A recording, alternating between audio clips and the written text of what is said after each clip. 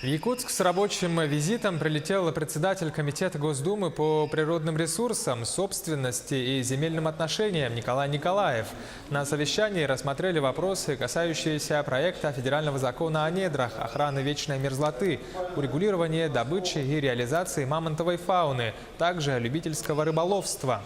Во второй половине дня Николай Николаев посетил Хангаласский район, где встретился с охотниками и рыбаками. Что касается вопросов включения в лицензии дополнительных недропользователей, дополнительных требований по социальным обязательствам, мы это сегодня обсуждали. Вы знаете, тема для чего это делается? Это прежде всего для того, чтобы наполнить бюджет республики. Правильно? Именно для этого это инициатива. Тема вообще межбюджетных отношений, наполнения бюджетов регионов, она сейчас очень активно обсуждается на площадке Государственной Думы.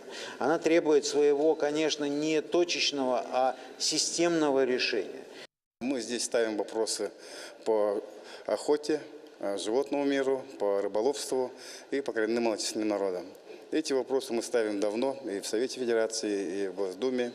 И вот сегодня с рабочим визитом посетил республику, и мы в виде постановочных вопросов эти вопросы должны решить сегодня.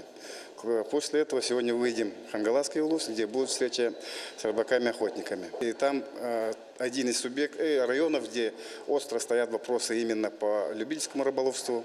И сегодня будет встреча именно рыбаками, охотниками, и будут тет-а-тет разговаривать на эту тему.